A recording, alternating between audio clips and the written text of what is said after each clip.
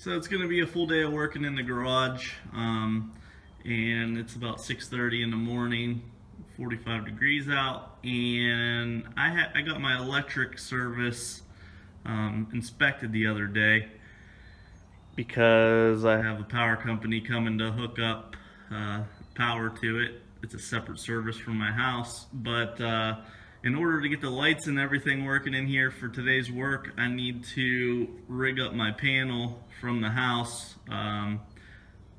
This isn't like the safest thing to do, and it's not recommended by any means, but if you ever need to power a garage or anything that has a panel box in it, you can run an extension cord from the back of your house into your outbuilding and get temporary service out there.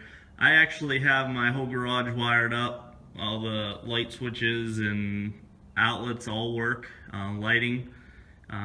Just need to get the separate service hooked up at the pole. But for temporary use, and like I said, this isn't the safest means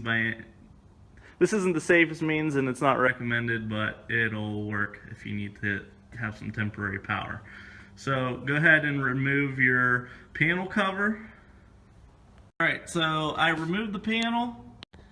Alright, now the panel's removed. You want to make sure your main breaker is in the off position, which it is. So whenever we put power, backfeed power from the house in here, you're not going to backfeed this power wire, and I got a spool of wire out of the street that could become hot at that point because you're backfeeding. So we're going to use our neutral or grounding bar over here and one breaker, and basically we're going to backfeed power through this breaker into the two to make the two bus bars hot. And you might actually have to run a jumper if you want to make both bus bars hot. You might have to run a jumper. Oh, that's what's going on right here actually. I got two breakers. They're on different bus bars. Even though they're both on this side, they're actually connected to separate bus bars because it alternates back and forth. So that's the jumper wire right there that I forgot to remove, which energizes both bus bars. So if you take two breakers, one above the other, and you just put a wire in between them like so, you'll now have both bus bars energized. And then I have this contraption right here, which this three-way is not needed. It just gives us some extra ports to plug into right here to run something. And we just got some Romex coming out of a plug. And we got the common wire, ground, and the hot wire being the black one. And I'll show you what we're gonna do right here. It's kind of hard to hold this.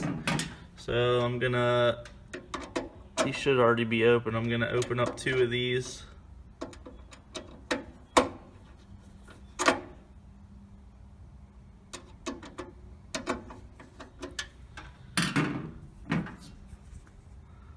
So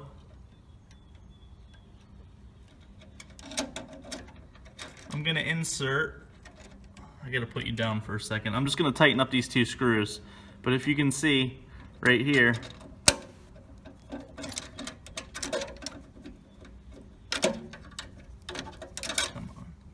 there's the ground going in, and then I'm going to put a common right above it from this plug, and then I'm going to hook this black wire into that breaker right there. And then when I turn it on, you'll see, one second. Alright, so now I got this hooked up. It's very simple. I got this common wire going into the neutral bar or grounding bar, and the ground wire into the one right below it. They're tight. And I got the power hot wire in this breaker right here. So whenever I flip this to on and plug in a power source, it'll backfeed the box. And whatever breakers I turn on at that point will energize them. So we've already got everything wired up in here for our circuits. What else? So with that being said, this is an extension cord coming from the back of my house. Right now there is no power in this box. The main wire going out to the pole, it's not hooked up, and there's no power whatsoever in this box. But this is hot from the house, so whenever I plug this in, it's now going to make the panel hot. So I'm gonna go ahead and plug this in. Alright, so I got that plugged in now, so now we have power from the house. That's hot now. You have to be careful what you're touching in here at this point. And I'm gonna go ahead and turn this breaker on here, and then I'm gonna turn on my breakers that I have. Now those two just energize the other bus bar, and I'm gonna turn these on, and now everything's energized in my garage. My stereo just kicked on over there, and now I have lights. So, not the safest and not recommended by any means, but it's a simple way to get some temporary electricity out to your garage and actually make all your circuits function in your garage. I can use any outlet now, my lights work. The only thing you have to remember is it's coming off of one breaker in the house, and I'm not sure what size it is, but I can run all the lights out here and a power tool or something and not trip I've never tripped a breaker in the house.